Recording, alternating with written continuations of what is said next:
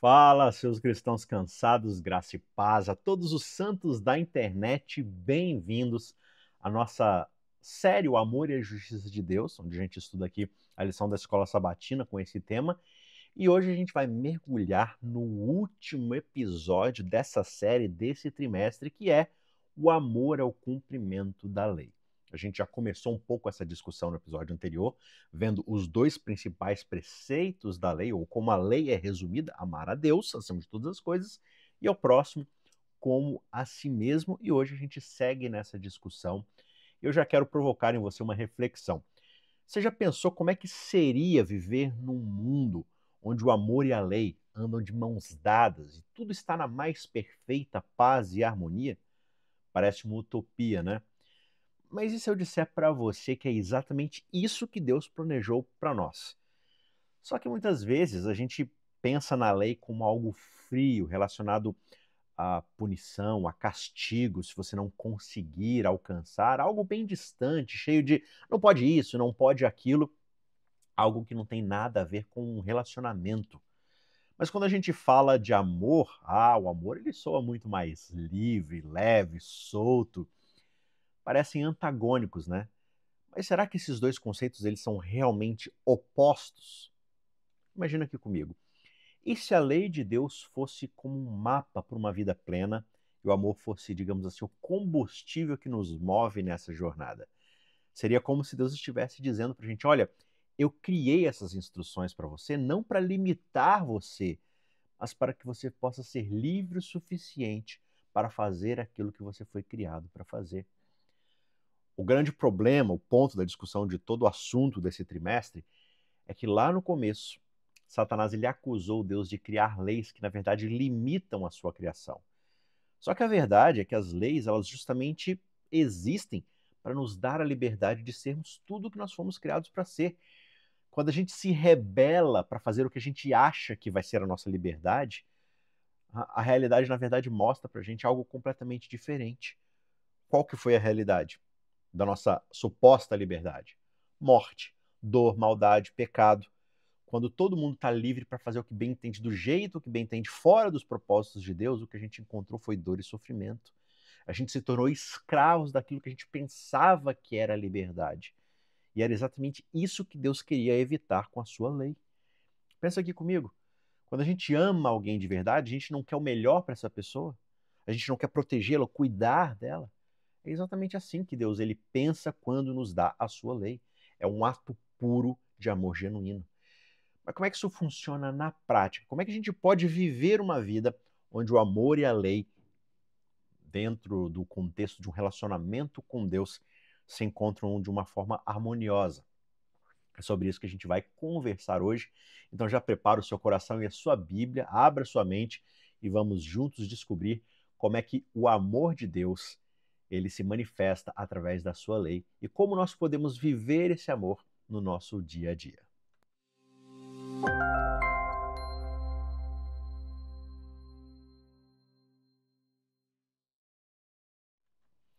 Antes da gente prosseguir no assunto de hoje, não se esqueça, se você está chegando aqui agora, se esse vídeo apareceu no seu feed, na nossa página inicial do YouTube, e você está gostando do conteúdo até aqui e quer ter mais conteúdos assim no seu dia a dia, quer que o YouTube indique para você não só a lição da Escola Sabatina todos os sábados, né, mas também podcasts com conteúdos teológicos, cursos de estudo da Bíblia, já se inscreve aqui no canal, ativa as notificações para você não perder nenhum vídeo, porque na semana que vem a gente já começa a gravar uma nova série e assim você, apertando um botão, fica por dentro de tudo isso, tá certo?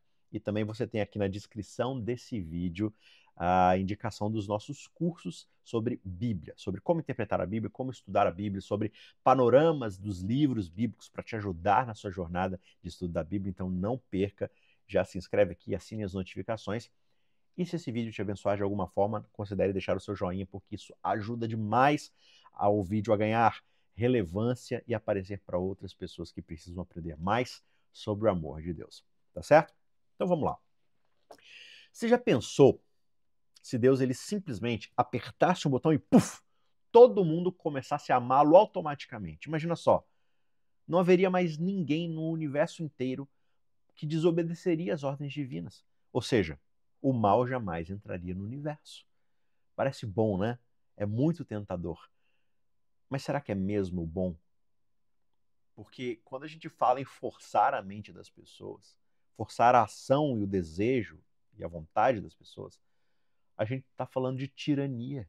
É exatamente isso que todos os tiranos no mundo pensam. E por mais que eles possam ter, vamos supor por um momento que eles tenham as boas intenções no coração. Eles querem realmente que as pessoas tenham coisas boas, parem de sofrer, parem com a injustiça, tenham igualdade. Ainda assim, são atos de tirania que suprimem a vontade das pessoas. Então veja bem, Deus, é claro que Ele deseja que todos o amem, Ele nos criou um relacionamento de amor. Jesus até disse, como a gente viu na semana passada, que amar a Deus é o maior de todos os mandamentos. Só que aqui que está a questão. Por que nem todo mundo ama a Deus? E é aí que entra algo incrível sobre o caráter dele. Ele poderia, sim, facilmente fazer com que todos nós o amássemos. Afinal, ele é todo-poderoso, ele tem poder para isso. Mas ele escolheu não fazer isso. Por quê? Porque Deus quer um relacionamento genuíno conosco. Então pense da seguinte forma. Se alguém obrigasse você a amar, colocasse uma arma na sua cabeça e disse, me ame, senão eu mato você. Seria amor de verdade? Claro que não. Essa é a pergunta que a gente refletiu na segunda metade dessa série todinha. E qual foi a conclusão? O amor verdadeiro precisa ser dado livremente, recebido livremente e mantido livremente para que seja amor verdadeiro. É por isso que Deus ele nos criou com um livre-arbítrio. Ele disse, eu quero que você me ame, mas a decisão é sua. Isso mostra para a gente o quanto ele respeita a nossa liberdade e valoriza de fato um amor autêntico. Mas isso também significa que algumas pessoas podem escolher não amar a Deus de todo o coração ou sequer amá-lo. E embora isso parta o coração de Deus, ele aceita. Ele aceitou que assim fosse, porque amor forçado não é amor de verdade. Ele prefere correr o risco de nós o ignorarmos, o risco do abandono, do que simplesmente a certeza e a garantia de um amor falso. Não teria como ser diferente da sua natureza de amor. E é dentro desse contexto de liberdade e amor que entra então a discussão sobre a lei. Sabe, às vezes a gente pensa na lei de Deus apenas como um monte de regras, uma lista de regras abstratas sobre o que pode e o que não pode fazer, mas na verdade é muito mais do que isso. A lei ela é uma expressão do relacionamento que Deus quer ter com a gente. Você já deu uma olhada atenta aos 10 mandamentos? Você já notou que eles começam com, na verdade, Deus se apresentando antes do que qualquer coisa? Ele diz, antes mesmo de dar uma ordem, eu sou o Senhor seu Deus que te tirou da terra do Egito, da casa da servidão. Eu tirei você da escravidão. É Deus dizendo, olha, você lembra de mim? Deixa eu me apresentar de novo. Fui eu que te libertou, eu que te tirei de você da escravidão antes mesmo de você fazer qualquer coisa para me agradar, de obedecer qualquer um dos meus mandamentos. Eu fui até você e te procurei e te perguntei, quer entrar em um relacionamento comigo? E só aí vem o primeiro mandamento. Não tenha, então, outros deuses diante de mim. Veja, não é uma ordem fria. Não é Deus mandando eles obedecerem para que eles, então, agradem a Deus e Deus considere cuidar deles, entrar em um relacionamento com eles. Não. Desde o começo, é um convite a um relacionamento exclusivo. É como se Deus estivesse dizendo, olha, eu quero ser o número 1 na sua vida, porque eu sei que isso vai ser melhor para você. E olha só o quarto mandamento, sobre o sábado. Deus dizendo, olha, lembre-se do dia de sábado para santificá-lo. Por quê? Porque Deus quer passar um tempo de qualidade com a gente. Como se fosse marcar um encontro semanal com seu melhor amigo, com o amor da sua vida. E quanto aos mandamentos sobre relacionamentos com outras pessoas, honrar pai e mãe, não matar, não roubar, não mentir, todos esses mandamentos eles são sobre como viver em harmonia, em relacionamento com a família, com a sociedade.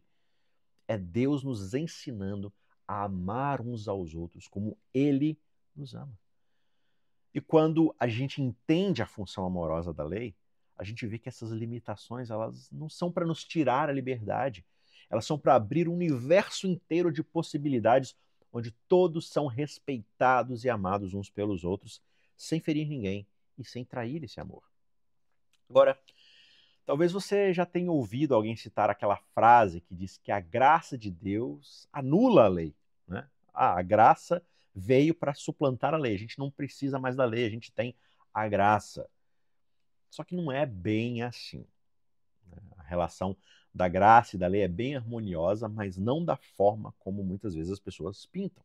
Na verdade, a Bíblia vai ensinar para a gente que a graça confirma a lei. Pensa comigo, Paulo vai dizer, né, que a lei é santa, justa e boa, lá em Romanos 7, verso 12. Se algo é santo, justo e bom, por que Deus vai querer se livrar disso? Não faz sentido, né? É como se ele estivesse dizendo, olha, eu criei aqui essa coisa maravilhosa que vai trazer ordem e harmonia para o universo, é boa, é perfeita para vocês, mas eu cansei e agora eu vou jogar fora. Não combina com o Deus da ordem, o Deus do amor, da graça, mas da misericórdia e também da organização, né? Esse é o Deus que nós conhecemos. Isso não combina com ele. Então, o que acontece aqui? O que acontece é que a graça de Deus, através de Jesus, ela não veio para acabar com a lei, ela veio justamente para cumprir a lei perfeitamente. Jesus, ele disse no seu ministério, olha, eu não vim abolir a lei, eu vim para cumpri-la, para fazer com que ela seja cumprida plenamente. E Jesus, ele vai além. Ele diz que até que o céu e a terra passem, nenhum jota ou um tio jamais passará da lei, até que tudo se cumpra, né? Ele está aqui se referindo às marcações gráficas, né, menores que existem no alfabeto hebraico. Está falando, até que a menor das letrinhas e das marcações, das notas dos pontos se cumpra, nada passará. Só que você pode estar falando, opa, peraí. Jesus falou até que o céu e a terra passem e tudo se cumpra. Ou seja, não quer dizer que um dia a lei vai acabar? Boa pergunta. Vamos pensar junto sobre isso. Quando Jesus fala do céu e da terra passando, ele está justamente se referindo à consumação de todas as coisas, ao cumprimento final do plano perfeito de Deus, de restaurar todas as coisas. Então, é como se ele estivesse dizendo aqui, olha, a lei ela é tão importante e eterna quanto o próprio universo. Mas o que acontece quando tudo se cumprir e o plano de Deus se completar? Aí, meus amigos, aí é que a coisa fica interessante. Não é que a lei vai desaparecer.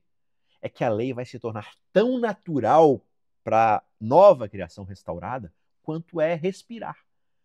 Fazer a vontade de Deus, amá-lo acima de todas as coisas e amar o nosso próximo vai ser a nossa própria natureza. Então você não precisa de uma regra escrita o que a gente deve fazer.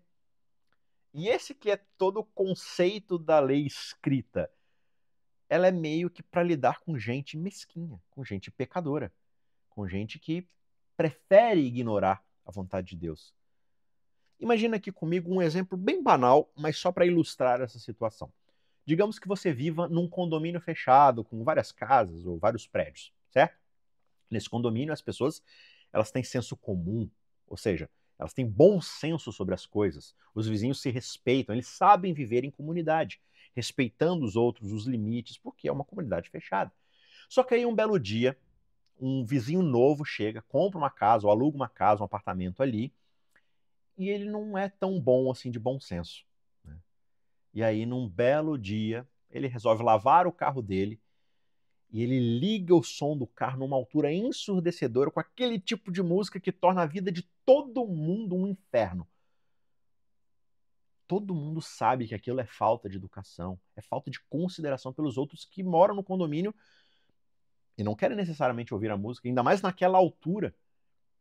Talvez alguns vieram de um plantão noturno, chegaram tarde, precisam dormir um pouco mais, ou simplesmente incomoda.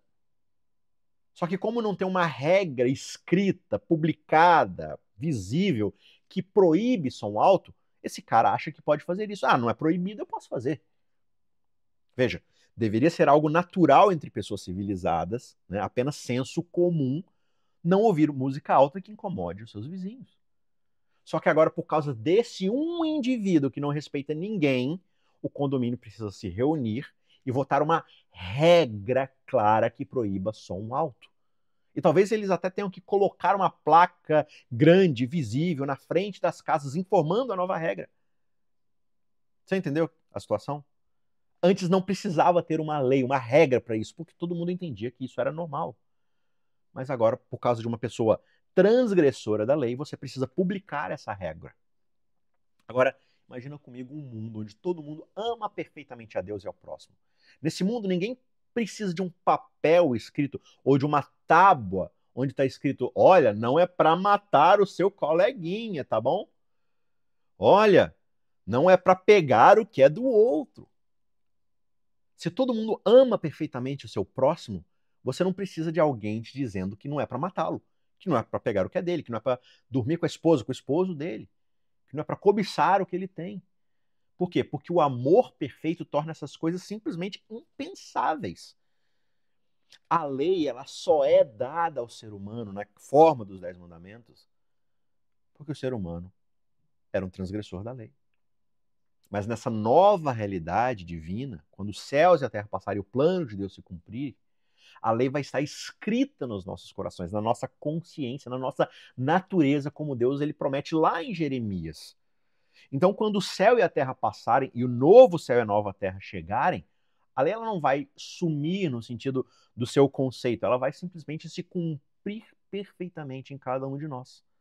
A gente não vai mais precisar de lembretes externos, porque o amor de Deus será a essência do nosso ser. E é por isso que a graça não anula a lei. A graça justamente nos capacita a viver a lei do amor na sua plenitude. Deus ele não só aponta o caminho, mas ele nos dá poder mediante a sua graça para andarmos nesse caminho juntamente com ele. Outra coisa que é bem comum a gente ouvir por aí é que a lei e a graça são opostas, elas se chocam, como se não pudessem andar juntas. Mas será que é isso mesmo? Vamos dar mais um passo aqui atrás para a gente entender isso melhor. Veja, na época do Antigo Testamento, os povos vizinhos de Israel eles adoravam deuses que eram totalmente imprevisíveis. Você nunca sabia o que você deveria fazer ou como agradar a esses deuses. Devia ser algo bem assustador viver assim, né? Deuses instáveis, que podem ficar furiosos do nada, sem você saber a razão, e eles têm que descobrir um jeito de aplacar a ira desses deuses. Mas o Deus da Bíblia, o Deus verdadeiro, ele é totalmente diferente. Ele deixou bem claro aquilo que o agrada. Só que você pode estar pensando assim, peraí, por que eu preciso agradar a Deus? Isso não parece meio egoísta da parte dele? Como se eu tivesse que suborná-lo, aplacar a sua ira, assim como essas outras divindades pagãs? Boa pergunta. Na verdade, quando Deus ele nos diz o que o agrada, ele está pensando justamente no nosso bem.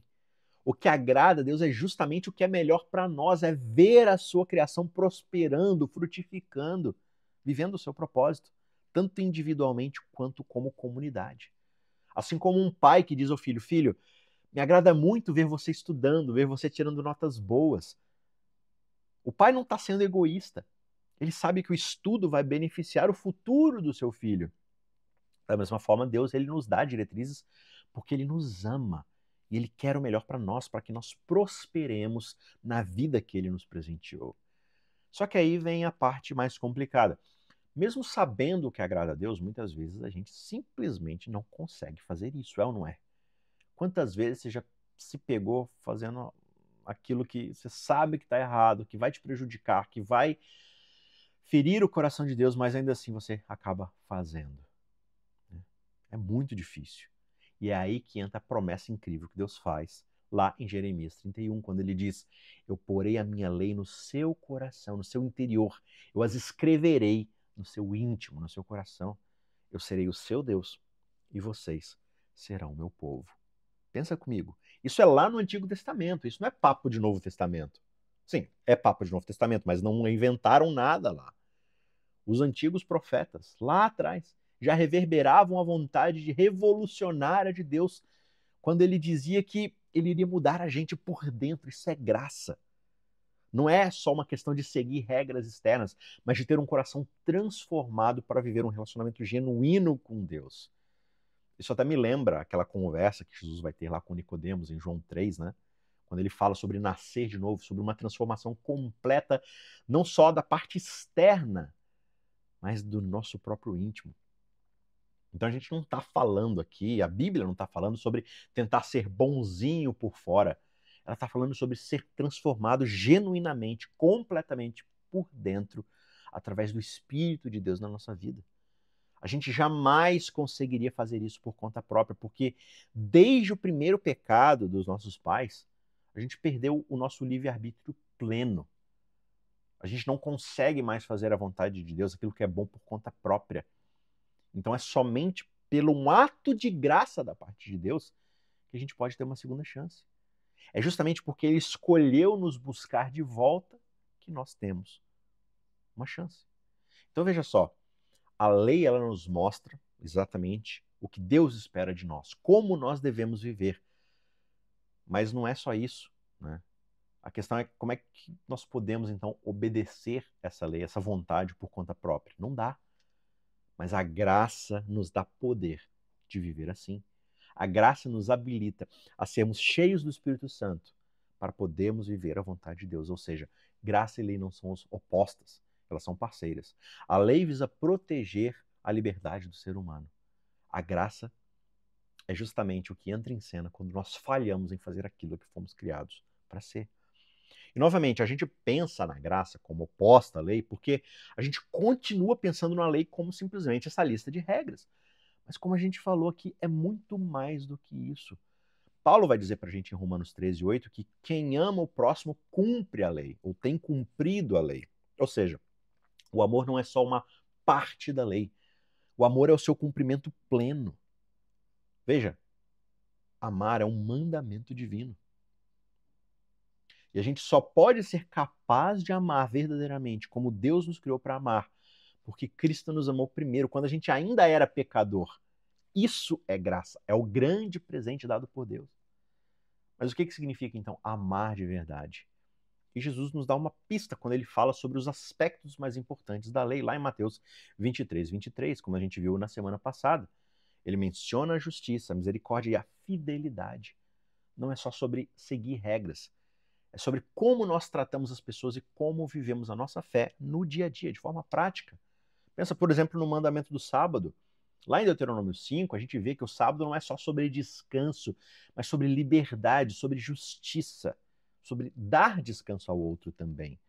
É um lembrete para a gente de que o ser humano não foi criado para a escravidão. Deus nos libertou da escravidão e a gente também não deve submeter outros a isso. Lá em Isaías 58, o profeta vai desafiar a gente a fazer do sábado um dia delicioso, prazeroso, não só para nós, mas cuidando dos outros também, compartilhando o descanso. Então, como é que a gente pode viver isso no século XXI, hoje, nos nossos dias? Como é que nós podemos ser justos, misericordiosos e fiéis na nossa sociedade? Talvez seja ajudando alguém que está passando por dificuldades, ou lutando contra injustiças que nós vemos ao nosso redor, estruturalmente, na nossa sociedade. Pode ser perdoando alguém que nos magoou, sendo honestos, mesmo quando é difícil, e pode gerar algum prejuízo para nós. O amor que cumpre a lei não é um amor passivo, que só espera. Ele é um amor ativo, que vai atrás, de forma prática. Ou seja, não é só, por exemplo, sobre não roubar o que é do outro. É também sobre repartir voluntariamente o que é seu com aquele que tem menos. É ver as necessidades do outro e agir. É tratar as pessoas com dignidade, independentemente de quem elas sejam. É ser fiel a Deus. É ser fiel aos nossos valores éticos que Ele colocou no nosso coração, mesmo quando isso não é conveniente. Quando nós vivemos esse amor na sua extensão máxima, pode ter certeza que a gente vai estar longe de cometer qualquer ato que possa quebrar a lei. É como se a lei fosse o asfalto que a gente precisa percorrer para chegar no destino, mas a gente está viajando de avião. Você entendeu? A gente está viajando sem tocar o asfalto. O asfalto está lá. Ele é o mínimo, ele é o básico, ele é o chão que a gente pisa. Mas Deus não nos criou para ficar no chão da lei. Ele nos criou para transcender a lei, para ir muito além. Isso é uma justiça sem limites. É uma justiça que só pode brotar genuinamente da graça divina. Tá certo? Então, meus amigos, quando a gente chega aqui no ponto final dessa nossa jornada sobre o amor e a justiça de Deus, a gente precisa se lembrar do mandamento mais poderoso que Jesus nos deixou. Amem uns aos outros como eu amei vocês. E ele vai além, dizendo que é assim que todos saberão que nós somos seus discípulos, pelo nosso amor uns pelos outros. Imagina, se cada um de nós decidisse viver assim, Como é que isso mudaria as nossas famílias, as nossas comunidades, o nosso mundo? Não seria incrível? É esse o tipo de amor que Jesus nos chama para ter. Essa é a regra básica do seu reino. Ame uns aos outros. Um amor que não só cumpre a lei, mas que transforma vidas. E a melhor parte? Nós jamais precisamos fazer isso sozinhos. Deus promete nos dar um coração novo, capaz de amar da forma como Ele nos criou para amar. E ao fazermos isso, nós estamos mergulhando as pessoas na realidade desse Deus triuno. Um Deus que é, em essência, na sua própria constituição, uma comunidade, um relacionamento de amor. Nós estamos mostrando ao mundo um vislumbre do céu aqui na Terra e levantando as evidências nesse grande conflito de que o jeito de Deus de governar o universo é o melhor jeito que tem. Nada poderia ser diferente. Lembre-se, quando nós amamos o mundo como Cristo amou o mundo, nós estamos cumprindo sua missão aqui na Terra e trazendo o seu reino para que as coisas sejam feitas aqui na Terra como elas são feitas no céu. Nós estamos nos tornando aptos para morar nesse reino, porque nós temos o céu nos nossos corações. Tá certo? Que tal você aceitar esse desafio? Que tal você tentar? Peça a Deus, peça a sua graça a cada dia para amar de forma radical como Jesus amou você. Vamos ser conhecidos ao nosso redor pelo nosso amor, e não pela placa, o nome da nossa igreja, ou pelas doutrinas que a gente segue, que são importantes, mas que devem convergir na demonstração desse amor prático. Tá certo? Esse é o nosso desafio ao encerrarmos esse trimestre. Tá certo? Não se esqueça de se inscrever no canal, de ativar as notificações para você não perder o próximo episódio, porque a gente vai começar uma nova jornada sobre como estudar as profecias bíblicas, as imagens, as pinturas, a linguagem que o conteúdo profético é apresentado na Bíblia. Esse vai ser o nosso próximo tema, tá certo? Até lá, então, até semana que vem, e que o amor de Cristo transborde na sua vida. Tchau, tchau.